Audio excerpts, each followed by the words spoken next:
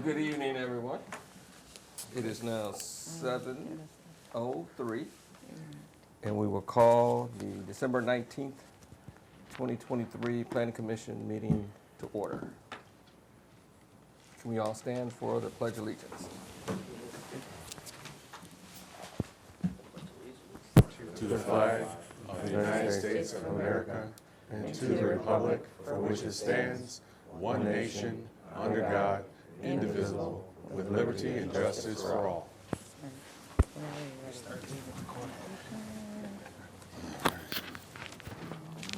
Madam Clerk, we have a roll call. Roll call. Commissioner Stansberry. Present. Commissioner Fobbs. Present. Commissioner Disick. Here. Commissioner Hammond. Here. Commissioner McClure. Here. And Commissioner Tamarelli. Present. Mr. Chair, you have a quorum. Thank you very much. We'll acknowledge that we have Commissioner Hammond. I came back. You wouldn't let Commissioner Cantor stay? Yeah. I lost the Q-tip war. I heard about that. Battle of Q-tips on top of pedestals. I knocked Bruce off. Well, welcome back. Thank you very much. I'm glad to be back. Everyone has a copy of the agenda? Can we have a motion to approve the agenda as presented? Motion to approve the agenda as presented. It's been moved Second. and seconded. All those in favor? Aye. All those opposed? Hearing none, that motion carries. Does everyone have a copy of the minutes from the previous meeting on the 21st of November? Yes, sir. Has everyone had the opportunity to review them? Yes, sir. Are there any changes or corrections before we get a motion to approve the minutes from that meeting? We will entertain a motion to approve the minutes from the prior meeting.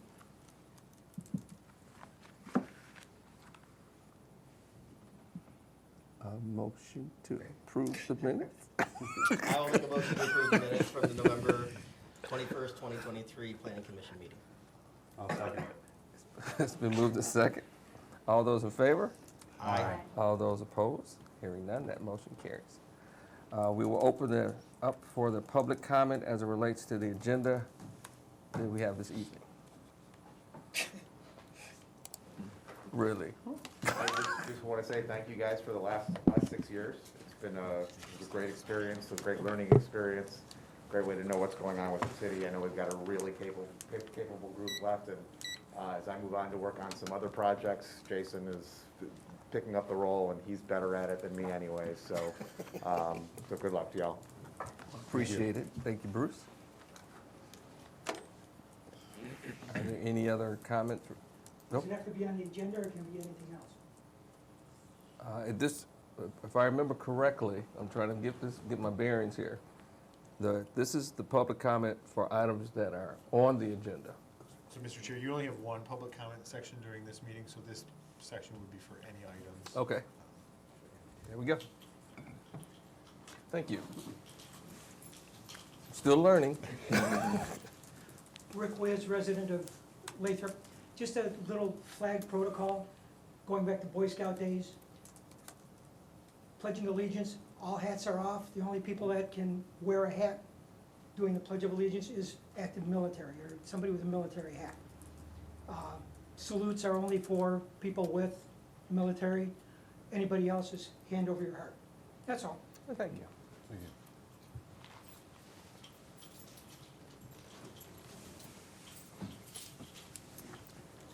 As we move on to, we'll close public comment, and we move on to the old business and tabled items, which includes the conversation regarding parking standards, which we will try to keep a little briefer than last meeting.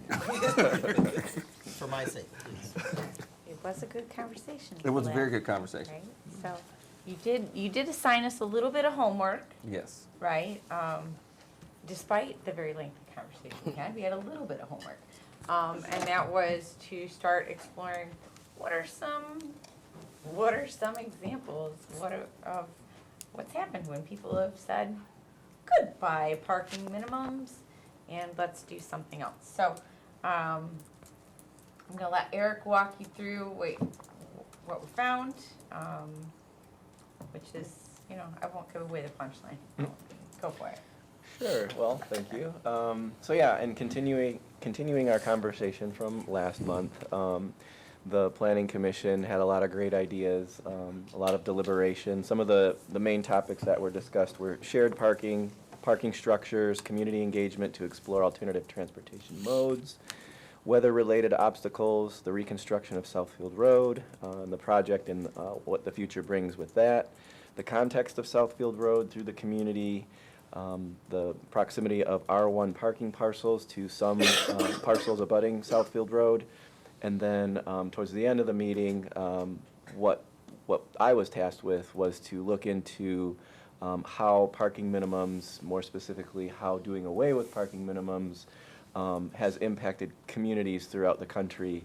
We tried to stay focused on the region, but there's really not a whole lot of examples. What further made it more complicated or more complex is the context of Southfield Road as being more of a thoroughfare through the center of the community and points beyond, whereas the examples that were found, the context of those communities of relative similar size are streets that are more of a traditional downtown. So your setbacks of 0, lot line, parking in the back and whatnot. And while that's the intent of the master plan here, it doesn't exist yet. And so it was somewhat of a challenge to try and determine how you can compare Lathrup Village to places like that, because it's just not, it's kind of apples and oranges. So to just kind of zoom in on the region, this information was, oh, I don't know. What? Hey, there we go. Where do you want to, That's, the map? yeah, just the map. Yeah. So, Okay, so for Southeast Michigan, this is a mapping source online that maps the different areas throughout the country that shows, if you see in the lower right-hand corner there, the scope of reducing parking minimums or implementing parking minimums. Some areas are region-wide. Some areas in Southeast Michigan, like Ecorse, River Rouge, and Ann Arbor, are citywide elimination of parking minimums. And then places like Detroit, Hamtramck, Howell, and Dearborn have parking minimums removed in the central city. Looking at transit-oriented, this was more of a focus on larger cities that have transit corridors, light rail or heavy rail. Not necessarily what I was hoping to see, which would be just like bus thoroughfares. So how Southfield Road is a bus transit corridor. So those weren't really applicable to this research. And then the same thing with Main Street. In special circumstances, that is, again, more of a traditional downtown approach. So it was basically to just try and pinpoint any city throughout the country that might have some sort of similarities to Lathrup Village. And I did come up, whoops, I'm having some issues here. all right, maybe. Bear with me here. So I just picked a random place that had a city center, and contextually speaking, there's no similarities, essentially, except for the population, relatively close, Belfast, Maine. Their parking minimum in their ordinance states that there's no off-street parking requirements for existing or proposed uses in the areas identified on the map entitled Areas of Exemption from On-Site Parking. And then there's further reductions that are eligible outside those parking areas for shared situations, parking waivers and whatnot. So the area in question, if you look at the screen, is essentially the center of town. And so for, again, context, the visual that you get from Google Street View is quite different than Lathrup Village. But it's just to kind of give you an idea of where parking minimums, the reduction of them or the removal of them from ordinances are typically in places like what you see on the screen. So with that in mind, taking the map that you see here and just implementing it to what you see in Lathrup Village in terms of a map and the central business district or the village center district, that's kind of where I steered my focus for the purpose of today's meeting and for provoking some conversation about if this is even something the commission wants to consider. Perhaps maybe consider reductions, not a full removal of parking minimums. But again, to just begin the conversation within the parameters of California Avenue and everything within, which is the Village Center District, and how, again, going back to last month's conversation about how the master plan is implemented within the context of parking minimums or parking in general, parking standards. So if you were to apply what was done in Belfast, Maine, you could potentially have it read the same. There are no off-street parking requirements for existing or proposed uses in the areas identified on the map entitled Areas of Exemptions.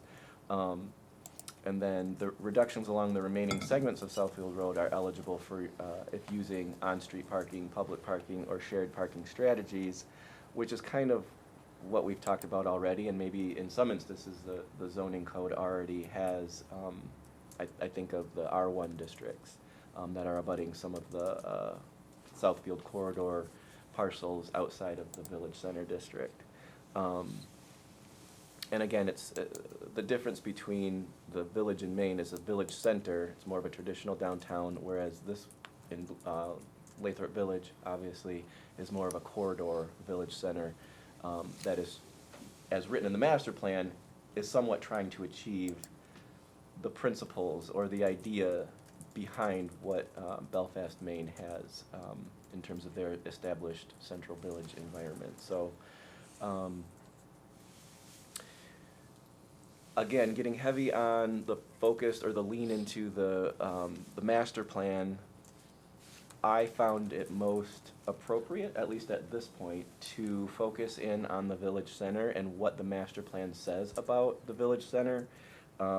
There's obviously single-family residential lots that are zoned village center currently, and then the village center obviously abuts single-family residential parcels that are not zoned the village center. So there's that particular context that needs to be taken into consideration if we were to focus mainly on the Village Center District. So with that being said, I don't want to limit us to this if that's not where the Planning Commission feels it necessary.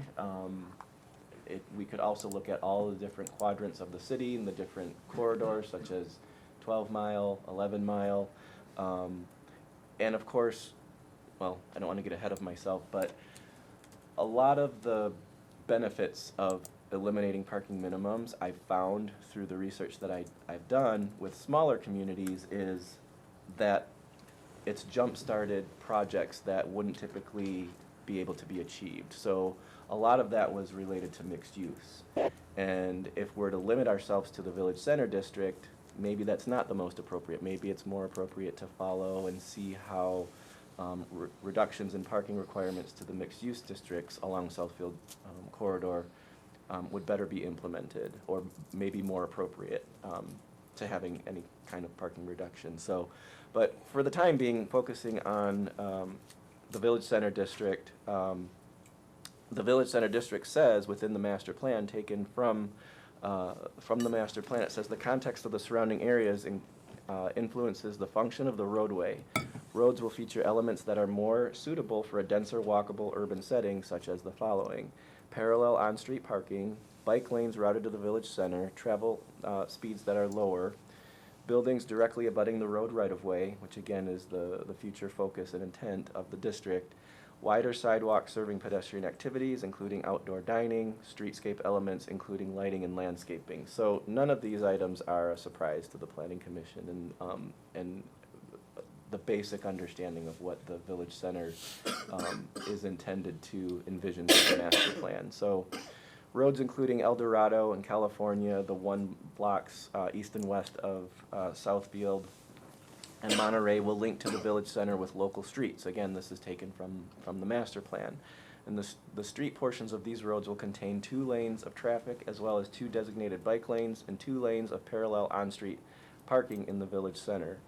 These streets will also include spaces for sidewalks, landscaping, street lighting, and street furniture. So one thing that's not focused on or mentioned much of is obviously parking.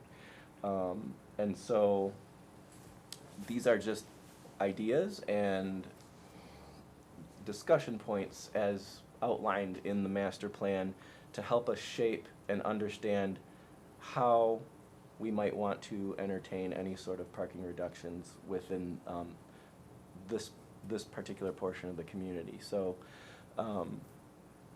in the village center, local streets will provide access to abutting land and consist of all streets that do not belong to one of the higher systems.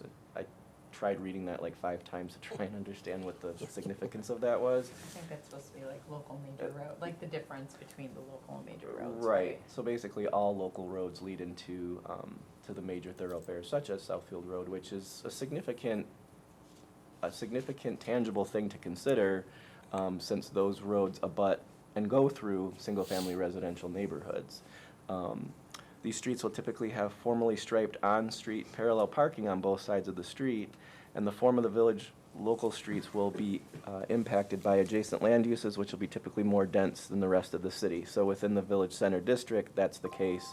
And then the intention is for streets like El Dorado to have on-street parking, so parallel on-street parking, more like a traditional downtown would have, and thus allowing for potentially a parking demand to utilize public on-street parking. So with that in mind, again, my focus and limitation with my research being done is focused on the village center and how this might be an opportune district and essentially existing format for these types of considerations to be made. What you're looking at on the right-hand side of the screen is El Dorado looking south through the village center district. On the right-hand side is single-family residential with residential curb cuts. And on the left side of that image is the back side of the commercial corridor, Southfield Road corridor. But what the envision is from the master plan is the aerial image on the right or on the left-hand side of the screen, showing the on-street parking, the improvements to the right-of-way, and how the interaction with the single-family residential district beyond would be accommodated or sensitive to.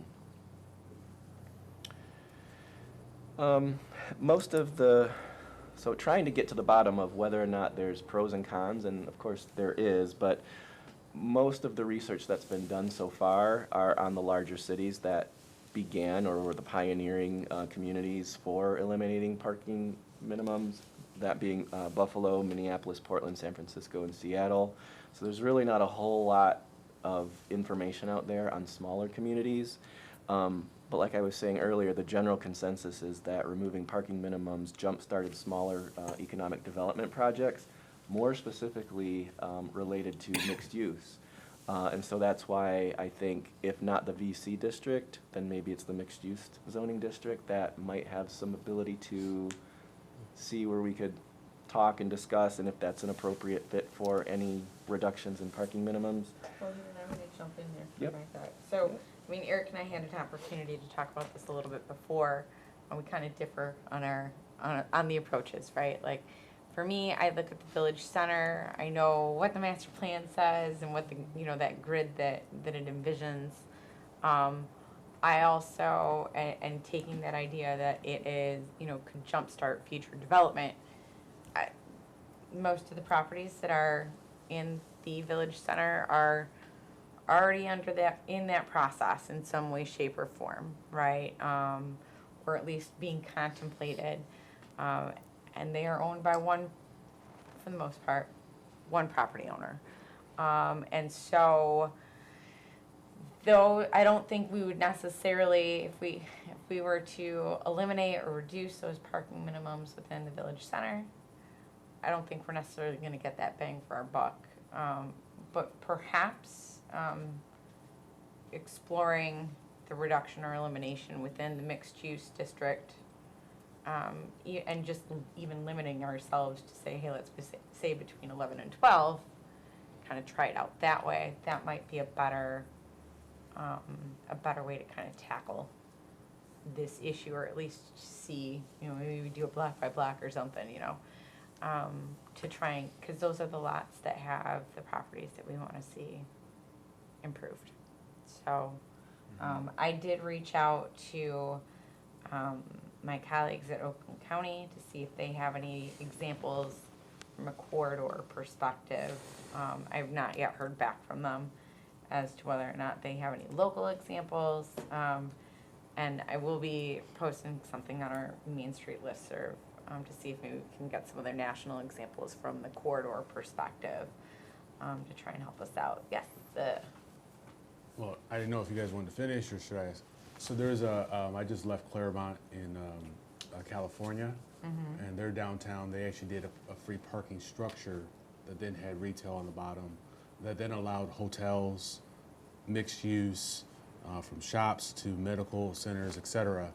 And they went through a whole transformation project. So I'm assuming it's online. But that's a smaller city. Obviously, it's warm, so they're not dealing with some winter walking. But it was an example of, it was amazing, free parking. And it just, you could have a hotel across the street from the Thai food place, across from the medical center, and you could just walk. It was actually pretty simple. So the parking was nowhere near what was needed, but they were able to still be creative with different developers doing different things. So if you're looking for a case, that might be interesting because it's obviously a smaller town. Claremont? Is that Claremont, Claremont. California, right outside of Los Angeles to the east. So Pomona is to the south, and then there's Claremont. And I think having examples is a good way to strategize here, because the first thing that I think of when it comes to a parking garage, for example, in Lathrup Village, would be that kind of eliminates the mixed-use district potentially based on the lot size restrictions. I mean, maybe it's possible for smaller footprint parking garages. I don't know the economics huge. behind that. What's that? It was not huge. They Okay. also had a single, obviously just open land parking area Yeah. as well, Yeah. as spillover. But just something to consider, because you can actually make those structures different sizes. Yeah, and It's one like of the 3 other stories. components of the discussion is also land acquisition from the city, from the DDA, and strategizing ways that you can acquire land in order to build parking lots or structures, and to kind of help alleviate from, a focal point outward. So I think having examples is a very good thing to bring up. So if anyone else has any other examples to mention, that's essentially it. Just in addition to what we talked about last month, I left some slides there just for the sake of conversation, if they're helpful in referring to. But anything that we want to get specific on. So the challenge, I think, on a conversation like this, where there's such a drastic change, is having confidence and understanding what we're envisioning in terms of the conversations we have and what the outcomes of them are intended to be. So we could talk about this for the next year and just, be happily discussing without making any real traction in terms of action. And so if there's anything specific that the commission wants to share or discuss, then I think that this is an opportune time to do that. Other considerations that had just, come into mind would be payment in lieu of parking. So if you were to keep the standards the way they are, I don't have a whole lot of background information on that, but it is an option that, if you secure funds through that could be one way of acquiring property to build additional parking.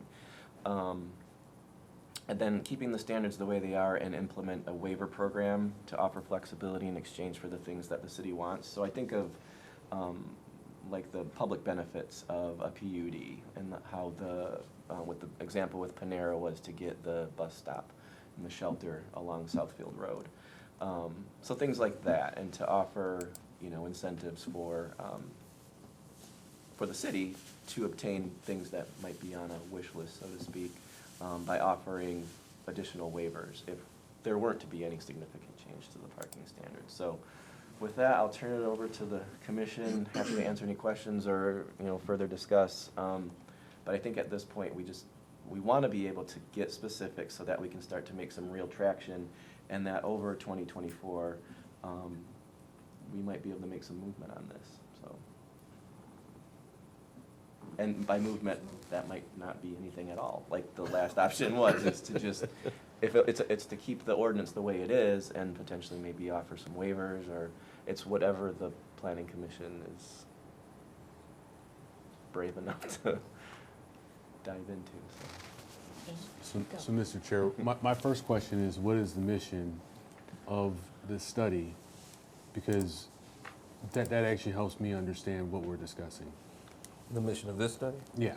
Originally, we were discussing just as we have redevelopment, how we can facilitate redevelopment because our parking is limited.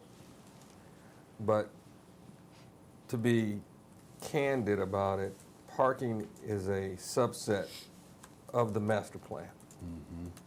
So we have to look at it from a standpoint of anything that affects parking is going to affect the master plan, and vice versa. So as opposed to pulling out pieces of a master plan and addressing them, it would probably be in our collective best interest to find a way to take this large plan that we would really like to see activity on and find a way to keep chipping apart at it so that we can make parking effective in each corridor of the city as well as in the village center, but tie it to the redevelopment so that if we eliminate parking, say, in what we're going to call get my bearings here without swinging, in this corridor over here, say, east of Southwood Road, south of 696. If we had no parking minimums and it could spur some development for that corridor, that would be a great thing. But that's not how the master plan is written. So it's how do we break all of this up to pieces that we can discuss it without being here till next year. So the goal was really to find a way to get information, and parking has been one of the things that keeps recurring. But so part of this whole poll of having a study session is to figure out a way to break it up so that we can ultimately achieve the whole goal, which is to modify or make a significant change to the master plan that includes changes to parking that will address each corridor of the city so that the residents in each corridor as well as the commercial districts can be a part of something that's actually going to be viable, so that we won't keep saying, you know, we're working to a master plan, but there's been no action on it, and it's not quite viable because of the setbacks or because of the parking. And by using your example of a parking deck, that's something that has to be included in the plan, okay? But it's a great opportunity to discuss it, but we would have never discussed it if we hadn't brought this out. So the ultimate goal is, how do we incorporate all of that into a modified master plan that's actually achievable, that also includes input from each of the corridors, as well as the people who we're asking to help make this work, which are business owners. Because we can make a plan, but we don't own the property unless we charge them for parking. Then we can acquire property, and so now there's this cycle. If we took his example and charged you for parking spaces in exchange for waivers, that gives us the ability to acquire property, which gives us the ability to create more parking, which gives us the ability to attract more development. But that's all tied to the master plan. So ultimately, I think the goal here is to how do we modify, change, adjust, whatever word we want to use, the master plan so that we can use all of these pieces to spur the development that we were really looking for in the original plan. Although it was done some time ago, it's probably just time. And it's such a big project, we know we can't do it in a meeting, and we can't do it all at once. I mean, I'm old enough to know I can't get that elephant in one piece, so let's kind of break it up and say, parking is one thing we need to discuss, but how does it affect the residents in that corridor? Parking is another thing for people who are on 12 Mile. It's a whole different story. It's a whole different story in the village center. So how do we get it all together? And I think that's going to come from discussions with the engineering, and the residents and us and new ideas and new perspectives of how we can break it into smaller pieces. So there's the two strategies then, bottom up, which would actually just talking about parking, Yep. knowing that it's going to affect master plan. Yep. Or more top down strategically or intentionally. So that way we're actually making sure that it's considering, and there's actually checks and balances. Yes. From business folks Right. as well as residents. I mean, one of the biggest concerns, even before I got on planning, my question was when I saw the first plan, was it's a really nice looking piece of paper, but it's based on someone else doing it. And we're here to try to spur development as the city. Now, it's different if I'm Sarno, okay? If I'm sitting here at Sarno and I say, yeah, I think that's a great plan, and I'm gonna build it for you with my own money, that's great. That doesn't seem to happen that way. So how do we create a plan that can include the people who own the buildings or acquire the buildings so that we can say, hey, this is what we're trying to accomplish, and they're bought into it, the residents are bought into it, so now everybody's working towards the same goal. But you gotta do it both ways. And we use parking as a way to kind of jumpstart. It was a the process. catalyst. Exactly. Because parking is a big issue, and it's only gonna stay a big issue until we can come up with a solution that changes some other things in the plan, so that's why. With that was said. And that's because the nature of the businesses that we want to attract are different than the nature of the businesses we have now, because do we have a parking problem right now? Yeah. There's always parking problems, right? I mean, that's kind of like just a thing Of to all plan or areas, say. I mean, we probably always the- have a The parking. Village Center has the least parking issues. Right. They have the most spaces. So this is kind of my take on it a little bit. One of my biggest concerns is with addressing it, the parking, is that you don't have examples of how this has impacted in other communities. So you're really, you're taking a step into the unknown here with, and so my thought would be an incremental approach. We have properties that we've identified through the redevelopment ready process, right? Target properties that we want to spur, that are primed for redevelopment. What if this body were to adopt an approach where you're offering more flexibility for those parcels that we've already identified as parcels that are redevelopment ready? We've are actively marketing those to developers. So now we provide an added incentive that this body can review, based on a case-by-case basis, will review and has the ability to offer greater reductions than what are currently available in the ordinance for those specific parcels. And if you see that creates the impetus for new development, and developers are fighting over these parcels because, hey, I can put in this development. Okay, well, now it's starting to work. It's attracting new development, and then we sit and we see how that impacts the residents. And are we having issues with overflow parking in the side streets on these parcels? Is it really not that big of a problem? And then I think you can expand, or I would suggest then, if it's working, expanding the program out from there to, identifying more parcels, or maybe go to a whole corridor or to a whole zoning district. My concern is that if you open it up, then it's hard to close it back up. So once people get in and start using it, if you've got a big problem with overflow parking, then becomes more of a burden to your residents, and it's a more difficult problem to correct once you've kind of already created that on such a large scale. The idea of payment in lieu of parking, it makes me think of, in Lyon Township, they had a sidewalk fund. So every developer that would put in, instead of putting in a sidewalk, they would put into the sidewalk fund. And so then they use that money to ultimately, once they had enough, to complete their sidewalk system. So a similar concept. I like it, I just don't know how long it would take for you to actually have enough money to be able to do Right. something that would be substantial enough to have an impact. So those are just my thoughts on it. Well, and how much if an average parking space is like 10 grand, like, are they really gonna say, like, we're neighbors to the south, right? They're 22 parking spaces shy. Are they really gonna wanna give us that amount of money to make, But we also don't know the answer to that. No, but that's a high number, right? I'm just from a investment standpoint, but, Don't know. Thoughts? Well, we don't know, what you said is we're walking into the unknown. But we haven't made a decision, but walking into the unknown is the best part of discussing it. Because it gives you the ability to throw everything on the table and then say, this sounds like a good idea, why don't we piecemeal it to this section here? But at least it's a good discussion, and that's the whole idea. This was to create a discussion.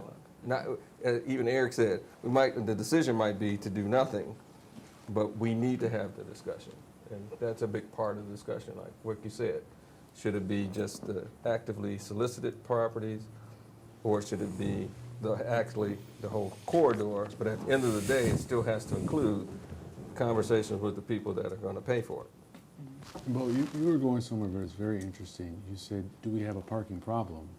And then you were talking about the asset class of current properties themselves that were in the commercial corridor. That was Bo's question, yeah. Yeah, I'm bringing that back up because I think that those are actually very fundamental pieces of the discussion because it's actually all interconnected to parking, but also to the master plan. Yes. Because I call it the white elephant. This is what we want, but it's ambiguous. Because everyone has a relative definition of want. And I think we also understand it because the owners own the property. What we want and what they're going to build are maybe two different things. And so if we're not having this discussion with that in context, we may be missing some innovation or at least some more robust dialogue. Exactly. And- I would say it goes beyond, may just be different than what they want. I mean, we have an example right here with Panera. I mean, that's clearly not in line with our master plan, but it's, what the developer wanted. So, that's a, Which goes back, though, to the very original question. The original master plan may not be the plan in 2023 and 4. It was a great plan in 2008, or 6 or 7, whenever it was put together. I wasn't here. But in 23 or 24, it might not be. So at some point, we have to say it, that what I was doing in 2008 might not work in 23. And maybe we need to just revisit it. And using parking has come up so many times since I've been here. We're using this as a way to say, maybe it's time to revisit more than just parking. I don't think anybody, it's somebody I'm sure, may not be completely satisfied with how the Panera came out. But it does look nice, and it fits in the city. Now, there are a number of people in the city who have no idea that it doesn't fit in the master plan, but they would still say it fits in the city. So the question is just because it's not part of the existing plan, maybe it's time to revisit that. That's the question. That's really the impetus of the conversation. Yeah, I want to piggyback on that comment because I feel like the master plan was created out of nothing. It was created, if I remember correctly, as part of our redevelopment ready certification, right? no, it was created as part, I was here for it. It was created as part of the creation of the Planning Commission in 2010. We went back, Okay. we hadn't had a master plan since the 80s. And so it was a huge void that, and so it was an opportunity to kind of clean slate, we did the town halls, the workshops, brainstorming sessions, give us your best ideas, and some of the things you guys have talked about, the parking structures with retail, that was envisioned for some of those. Off-street, that was also at the time when we thought we were gonna have Southfield Road redeveloped within the next 3 to 5 years, so we were pushing, Joe was, working with that on, zero setback for up along the Southfield Road corridor, you have the wide sidewalks, on-street parking on Southfield, I think was tossed around at one point. So we had a lot of different ideas, but you're absolutely right. I mean, as things evolve and the city evolves, the vision sometimes doesn't keep up with that. So that was the thing, right? So it was developed for a purpose, it was aspirational, it was designed to try to create a document that property owners and business owners could reference and be like, okay, this is a place where I'd like to set up shop, to incentivize businesses to move into the city. The result of that is debatable whether it was successful or not. So I think if you look at the number of vacant properties in the city right now, I would say that it was not super successful. So then it goes to the point of what you were saying, Les, that maybe it's time to like relook at a lot of what's in there. And even to Bo's point, we also have to look at what are the types of businesses that are moving into these types of property in 23 and 24. You just don't simply have a lot of individual attorney and accountants and all that taking up office space anymore. Right. So now you've got a lot of, I don't know, what's the average age? 70s? These buildings were built roughly, like next door? 60s, yeah, 60s. Okay, so you got these buildings that were built for a particular type of business, you know, accountants and lawyers and, you know, maybe doctor's offices, but you don't have those people leasing anymore. Now, for example, I'm just saying, you still have them, but now you have someone who wants to say, for the example, that the laundromat. That's a whole new thing, especially when we're used to buildings that have accountants and attorneys. Just use that as an example. And you have this parcel just just south of here Yeah. that is currently has 7 units and wants to extend to 8. Yeah. The same footprint. So who are they building for? What types of businesses are they developing that property for? Yeah. The laundromat's one. I'm just using it as an example, but Yeah, I think there are others to as well. Bo's question, some of the original businesses that we were going to be in some of these spaces under the plan, those businesses have changed as well. Yeah. I mean, the one thing that we know, a lot of people don't want to say it, but it's pretty straightforward. There's pre-COVID and after COVID, okay? There were a whole lot of things going on that, from a professional, commercial business standpoint before COVID, that changed dramatically after COVID. And the plan was pre-COVID, so maybe it's time for us to say, let's review it and see what we can do. There's a lot of smart people sitting here that I know can help put together a plan and have great ideas. And there's a lot more people in the neighborhoods now. There's a lot more new residents. They got new suggestions, new ideas. We've got new business owners outside of just Sarno's been here for a long time, but we got other new business owners here that could be involved in this process. And I just think we're using parking as a way to walk into it's time for a change, or Well, it's we time for are- a strong review. Let's put it that way. I think, what I think we're both hearing loud and clear is that, no, we're kind of blowing up the master plan, and that's fine, right? Typically, just the typical process is we review every 5 years, review and update as necessary as 5 years. Technically adopted in 2021, that doesn't mean we can't start early, right? And I think that's certainly the path that you guys want to head down for 2024. So, and I think that we'll have a conversation with Jill on what does this look like? How, like, let's start. We'll start planning to plan for How the do we planning do it? commission, right? Again, right? So I think there's two things that are happening. It would be the revisit of the master plan, but also like the streetscape study, which includes like Yes. a walkability study. Yeah. Yep. One final comment, Sure. if I could. So, back to my question of, is there a parking issue? I think we have to decide, and part of the master plan review is, if in fact the nature of the businesses that we believe, whether it's right or wrong, want to come to Southfield Road, and in the past it was small proprietorships, professional businesses, and now we're moving to more of a retail segment. How does, circling back to the parking, how does the parking requirements of a retail establishment differ from those of a professional, managerial, accounting kind of thing? And if in fact it is moving towards a retail environment, and in fact we need more parking, I don't understand how taking away a parking requirement is gonna solve the need for more parking. I left the meeting a month ago with the gentleman that was here, and I sort of said, I don't know if I said it on the record or myself, well, if you consider taking away part of your building so that you can have more parking for his restaurant, that's really what we're looking at. These individual professional buildings take up a big footprint. If in fact somebody wants to put in a retail establishment that requires more parking, we either have to get more creative with how we've talked about bike spaces, whatever, charging stations, you get credit. But we also have to look at it and encourage the idea that maybe you don't have as much a footprint to work with, and you're gonna have to build up, or you're gonna have to, you can't stay with the same footprint.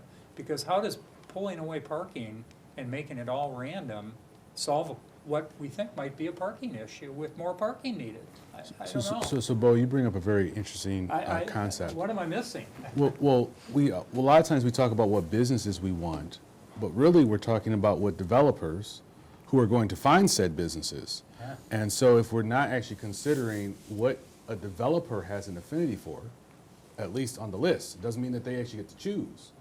But we should probably understand what developers, from an input standpoint, would want or are looking for, so that we are informed whether we want to go down that road or not, because they're the ones that are actually going to be sourcing the businesses. I mean, I think from the developer's perspective, we don't have a parking problem. We just have really high standards. I think that developer would tell you, no, I wouldn't have, there'd be no issue with that site. I wouldn't have to take out any of my building. I could accommodate all my customers within that site, no problem. It's your standards that are the problem. So that's why I think it's a twofold approach, right? With seeing, and again, that's why I would recommend starting small with a few target parcels to see if they're right. Maybe our standards are too high. Maybe we really don't have a parking problem. Right. I think we probably do, and I think you're probably right that it's gonna take some outside the box thinking, which is why I don't wanna just open it up and then create a bigger problem. But, you know, that, I think that would be their counterpoint to that, is that, no, it's not a parking problem, it's a parking standards issue. But the reality might be different, right? No, the reality might be- They have an expectation of this amount of parking is gonna be sufficient for my business, but then their business becomes super successful. And So now I think it's probably a they're- combination of both, you know, but, I think if you're gonna entertain it, I think, again, I just can't emphasize enough, do it on a small scale Small scale. first.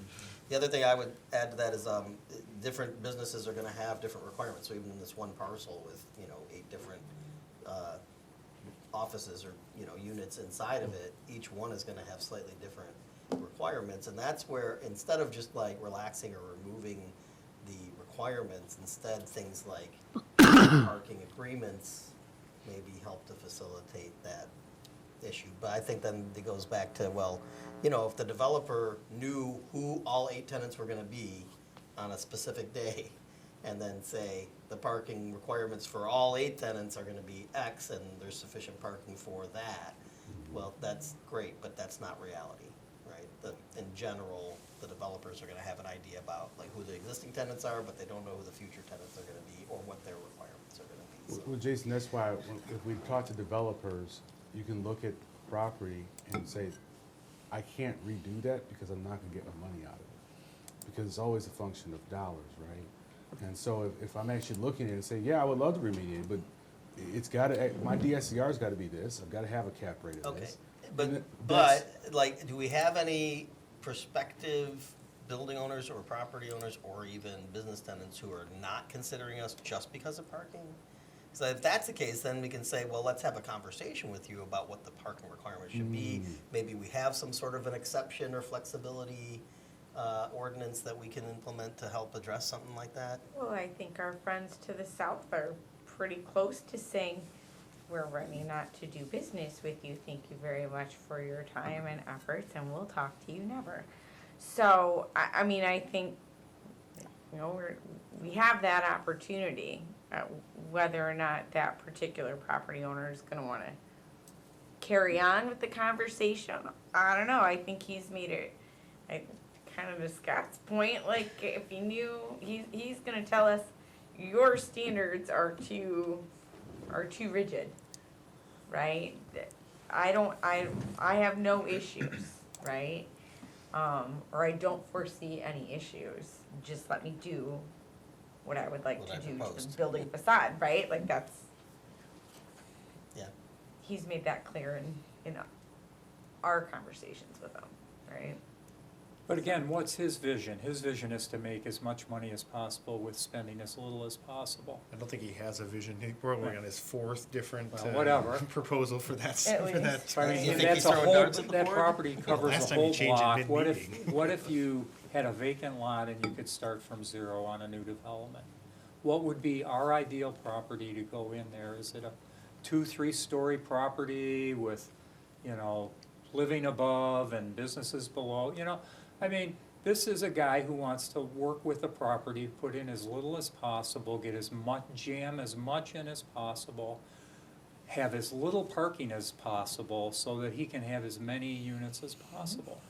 And I would bet that of our 4,000 residents, about 3,900 of them would say, you know, no, don't relax the parking on this, for this guy. That building looks old, but it's there, you know, find something else to go in there that can live with that parking. I don't know, that's just my sense. I mean, we do have our vacant lot, kind of to your point, of like, what would we want, right? That's one of our redevelopment, our priority sites, it's the vacant lot down there between Rainbow and Margate. That particular property owner he has that design, and it is a mixed-use building, right? Retail, commercial, on the first floor, it's two floors of, apartments, or dwelling units above. He's seen it, he likes it, and he is not willing to do it 'cause that is outside of his realm of expertise, and Yeah. he'd rather just kind of sit on it and try and do a land lease, right? You know, how to get him off go, I Yeah. haven't figured out that formula for him yet, but we're still working on it, so. I have a question. This is off topic. Once we have closed our public comment earlier, there are no more public comments? I'm asking. Yeah, I mean, don't- technically, it's not supposed to, but you could, it's ultimately your decision if you want to engage the audience. We have one person. Yeah. He really wants to make a comment. I think it's okay. I just wasn't sure where it would go, and I didn't want to do anything out of order, that's all. I just wanted to make sure. I think it would be okay if you were okay. When we get, just a second, are we pretty close to where? There is one thing I did want to add. Okay. So. Then that way your comment will probably kind of close out that discussion. Yeah. So, Susie mentioned that we ratified the update to the master plan in 2021, but according to the document itself, we had the stakeholders meeting in August of 2019. Yeah, that whole process got a little drawn out because of COVID. Yeah, for right? sure. So we did because we did that first initial one in 2019. We did end up having online public participation, right? Virtual open house is what we call it. Right, the Yes. virtual open house. We were kind The of only reason I bring it groundbreaking up in is that because one. 2024 is going to be here next month, and so like maybe next year is the year to start having public input and stakeholder 5 years, meetings. right? 5 years. 5 years. So We can do that. that's all I wanted to say about that. Yeah. Good point. Great. Yes, sir. Okay, just a Oh, thought. could you come to the mic just so it gets captured on the recording, please? Thank you. Just a thought, and this might be considered shared parking. The idea of rather than an owner having to have so many parking spaces in front of his building, just declare a section, say from 696 to here as one region, both sides of the street. There have to be X number of spots in that section for whatever businesses are in that section. And fine, you know, you might have to park here to go to that building closer to 696, but that's a municipal lot, so to speak. I mean, you go to Berkeley, okay, you park, you know, off the main street, and you might have to walk a block and a half, 2 blocks to get to Clark's, because there's no parking at Clark's anymore, or the auction house. Okay, I mean, it's a walkable distance. But that way, you're not saying, okay, there have to be X number of spots in this block. You can have this whole section. Now, that would also impact what happens with Southfield, because if you're looking at both sides of the street, okay, say you're parking in the lot by Panera's because there's spots. Okay, hopefully you've got a crosswalk somewhere close by, because you're not gonna try to race across 4 lanes of, actually 5 lanes of Southfield, and play, Frogger. Okay, so that's just a thought. Thank you. And just to build on that goes to the comment that I made at the last planning commission meeting about the fact that we are gonna have the hawk signals, and that makes it easier to get across the street, so we could possibly think about expanding the parking to across the street, so. Absolutely. And I want to close out to kind of reiterate what Scott said earlier, which is whatever we might decide to do in this realm, keep it contained and small, so that if it doesn't work out exactly the way that we expected, then the impact is contained. And then we can learn from it and do something different. So if we're doing, let's say we actually go down the road of doing a learning study, and we're also working on the master plan, are these pilots that are actually incorporated, or are these actually outside, so we're actually doing use cases, learning, and then incorporating? That's actually kind of interesting, because we're gonna start working on the master plan. These could be actually outside of it. Is the plan to actually incorporate our learnings, better, good, bad, the ugly, into it? Or are we, I just wanna know how much of a bubble are we putting into it, or are they actually, how integrated are those two projects or initiatives?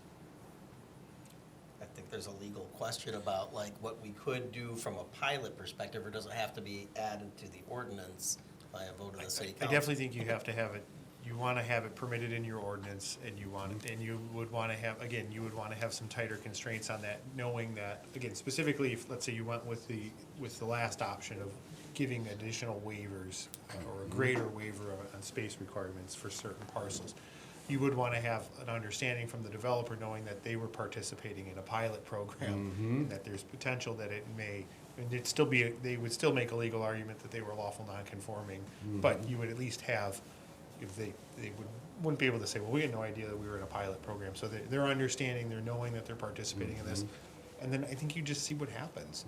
I mean, you're gonna, the recommendation is to revisit your master plan every 5 years, so if you make some changes, which obviously I think we need to for 2025, you might have enough data by the time you get to your 2030 revisions that you could, all right, so let's expand this program, or maybe by 2027 it's doing great, and you say, you know what, I think we want to expand our pilot program, or maybe it's no longer a pilot program. In the MX district, we're just, allowing for waivers for greater, or whatever the case may be, and just do it that way. I don't think you necessarily have to, rewrite your master plan every time you come up with a new idea, but just see how it works out, and then, a big part of it is going to be getting input from the public too on the master plan. A lot of people may still want the village center, they may still want that downtown, That walkable downtown that district. walkable downtown. I mean, that was a very popular thing in 2010, and I'm sure every city wanted to have their own village center. Everybody wanted to be like Milford or Berkeley, or, and have that. And so a lot of communities that, again, we used to do Lyon Township. Lyon Township was trying to build a downtown center around the new Hudson Inn. I don't know if anybody's been to Lyon Township, but the new Hudson Inn doesn't really give you that downtown feel. It's a But hamlet, that's what they were man, trying- it's a hamlet. That's what they were trying there. So, I mean, everybody was going for it, and then it just, Well, you said a lot of stuff has changed in I 15 thought it years. was around the Tractor Supply Company out there. Oh, that was the Ring Road project. That was Matt Quinn's brainchild. Novi has a ring road, Lyon Township has a ring, he loves ring roads. Any other, as it relates to our part?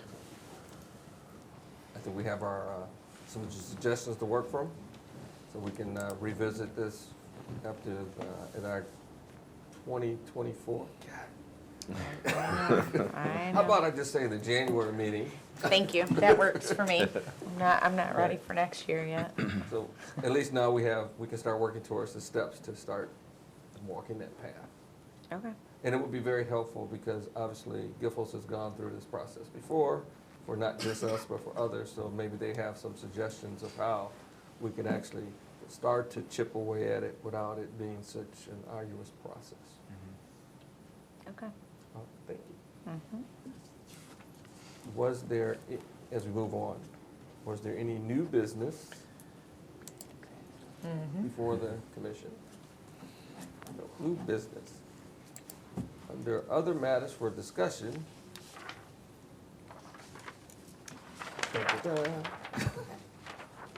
Trying to be better about it. All right, so I've removed the ones that we talked about last month. And of course, as soon as I put the packet together, sent it all off to you, I have an update for Panera. They are super duper close to being open, like super duper close. I was thinking they were gonna, we said first quarter and I was like, yeah, all right, February, March. Nope, looking like January. So I will be working with their store manager to set up a ribbon cutting and a grand opening for probably mid-January. So stay tuned for an official invite from me for that ribbon cutting. And so that's exciting, right? New business is opening, and it is looking rather nice. I don't know if anybody's seen their little patio with the string lights. It looks happy. Our 44 Burrito also will be doing their ribbon cutting on January 5th. So stay tuned for that one. We just set that date earlier today. So I will send out information for that. Our friend to the south, so I know we gave you a live update last meeting. Please forget that live update. That's not actually part of their plan at all. Not anywhere close to no housing. Okay, no housing. They're back to, can we do a laundromat with some units, right? So along those same lines, I am happy to report that we did take the laundromat ordinance back to city council last night, unchanged,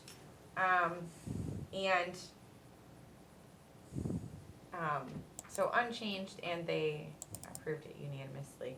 So we will be getting that notification published, and it will go into effect as soon as it's been published for 10 days. Yeah? All right. 10 days after publication. Like he said.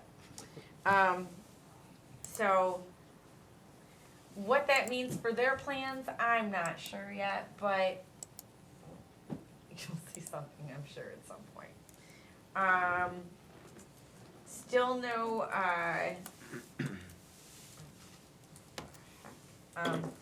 still no update on when the renovation for the existing Panera will occur, but I imagine that'll probably be more of like a spring project. And then I added a couple on here.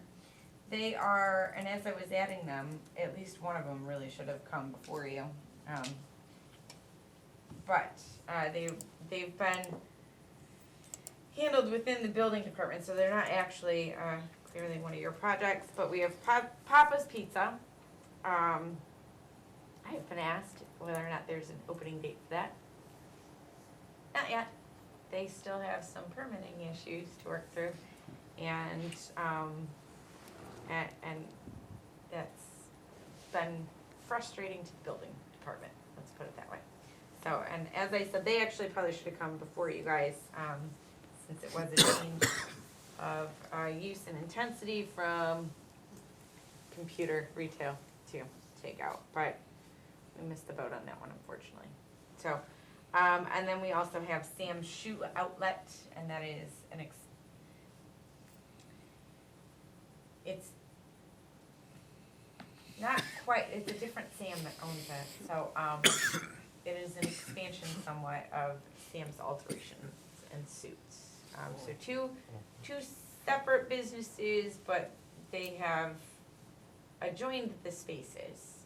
So there's also some final permitting things that they need to work out, but it is operational, right? So, those are the updates for now. Yes? So if there's like, for certain now, if they're actually trying to buy like city land, or if there was actually some plans going on, when does that come before the planning commission? Because I have zero understanding what they're doing with the school versus the property versus some things that may or may not be happening. How does that happen, or what is the planning for how that works, so that or should we be up to speed? Maybe it has nothing to do with us. I just want to know, because I've heard I actually don't even know directly. It was just rumors of, oh, maybe there is this property in the Southfield, the school owns that, and maybe it could actually do this, or maybe this could actually happen. How does that actually come before us? Or when does it come before is really my question. Well, so when they have plans, or when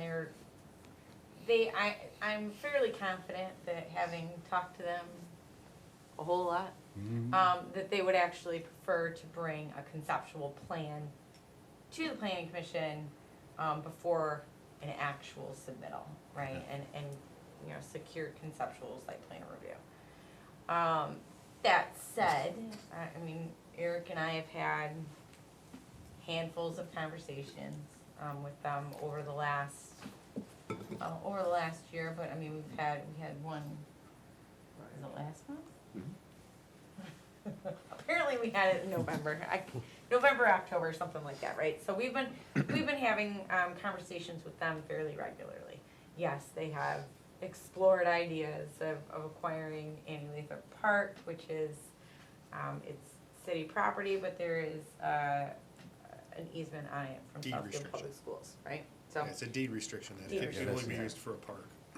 So, but it's an option that they've been exploring that option now for, oh shoot, close to 2 years Almost at 2 years, least. yeah. I mean, and I think they were perhaps close a handful of years ago when the idea like really first came out, and you know, that project and that idea kind of fizzled, and then it got started again and didn't get much traction the next time they restarted that idea. So,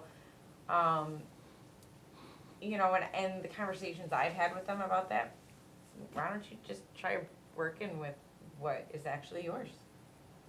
And, you know, you control that, work with that. And so, novel idea, I know. Yeah, And they are, right? I mean, so that all of the conversations that Eric and I and Jill have been having with them, especially over the last like handful of months, have been, all right, we finally heard what you said, and we've got ideas, and they've been working with a couple different architects to try and come up with, all right, who is their right fit for what they want to do. They have not seemed to deviate from the idea of doing some sort of focus on housing. They're open to having a mixed-use component to that, but I don't think they've really made a final decision on how that's gonna work. I'm kind of anticipating that we'll see something from them, I wanna say within the next 6 months. I think that they are really, they seem genuine about it this time. Maybe not genuine, maybe that's not the right word. They seem a little bit more serious about it, I guess. They've got movement happening in that building, quite a bit. Oh yeah, they've been parading everybody through there, whether it's their design professionals or, engineering, like, is it structurally sound? Are there elements that we're really gonna need to focus on? I know they've been working with someone extensively that's got, some really incredible, brownfield experience, and incentive experience. So they, they seem to be taking the project very seriously in terms of like doing their due diligence before they come to the planning commission. I guess I bring them up because technically I consider them a black box, because their property is like a redevelopment property. Until it becomes before us, I really don't do much thinking about it, even though it's such an important parcel Right. for the village. At the end of the day, I have, from what I'm doing sitting here, I have nothing to do with it until Right. I do. And so the timing is important, just so I know from a process standpoint, but technically, they can send all the engineers, do all the studies, and have all kind of ideas, and we could have all kind of ideas, and it's not gonna matter until it comes before us, and then we have to follow what the letter of the law that we actually wrote. How does that apply? And so that's why I was kind of bringing them up, because I've talked about them since I've been here. Right. About that school, actually when it was a functioning school, I guess, I can go back then, and at the end of the day, it doesn't matter how anyone wants to imagine, because we don't own it. And so if you look at that across all the businesses, we're in the same predicament. We can imagine on a master plan, but it doesn't matter, because they actually do the imagining. because it's their piece of art, as long as it falls within our stuff. So I think another part of this is that it's in their best interest to do all this due diligence, right? But clearly that wasn't necessarily in the thinking process of the two businesses that Susan just mentioned that have opened up and made some changes to those retail spaces without coming before the planning commission. So it's a dangerous precedent, I think, because it kind of sends the message, oh, you just bypass the planning commission, whatever you do is okay. So we just need to, as a city, do a better job of staying on top of all, even those small little developments, right, have potential impacts. To set precedent in case law, Yeah. what we're doing, how we move. But that's what we got for the development project. Just a question, Yeah, Pat and Sons, yes, is that the apartment over there? yes. It was new, I just hadn't seen it, so I was just wondering, is it? Oh, just it's been on there. It's just a curiosity question. It's curiosity. So there's really no change to that, it's just. No, their plans were, gosh, they were approved in 12, 14, something like that. Oh, yeah, yeah. So, there's been no changes to their actual site plan. It's just really more so a renewal of their site plan approval with the intent of building their third and final phase. At what point, I'm not quite sure. So this happened with a specific property a number of times over the years, that like their site plan approvals expires and they have to come back and represent And essentially the same thing, like the plan hasn't changed, but we need, the planning commission needs to Right. vote to extend the approval. On their plan, did it have landscaping? Yes. That's all of it? No, where the large open space is supposed to be two new No, structures, not but not the park, not the space that looks like just open parking, but I Yeah. mean, all the existing landscaping was all that was on that original plan. Okay, that's it, yeah, that's it. all the landscaping that is there was what was proposed. What was supposed to be there? Yep, what was supposed to be there. Gotcha. Yep, so,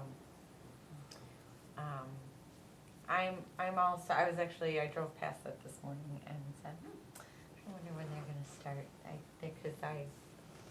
I'm gonna push for a spring date, and I think that was their last renewal, right? I'm hoping that's their last renewal of their plan. As we move to general communication, I will take it that everyone received the infamous doodle poll. Yes. Did everyone respond?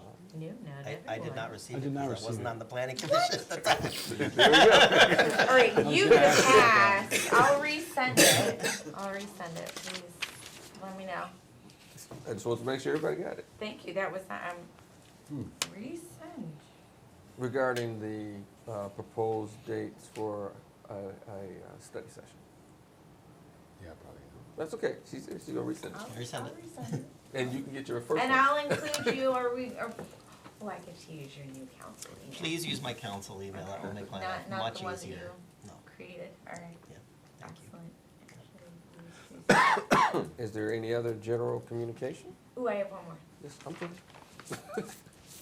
Pam's retirement party is tomorrow. Our treasurer is retiring after 23 years.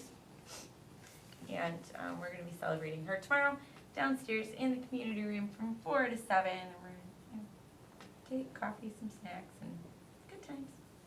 Please join. Right. Any other general communication? No? Before we go, just want to say happy holidays to everyone. Have a safe and merry holiday season, since we will not see each other until after the new year.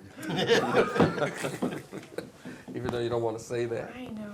it will be a new year. So hopefully everyone has a safe and happy holiday season. And with that, we'll take a motion to adjourn. I'll make a motion to adjourn. I'll second. So moved. We are adjourned. Happy holidays, everybody.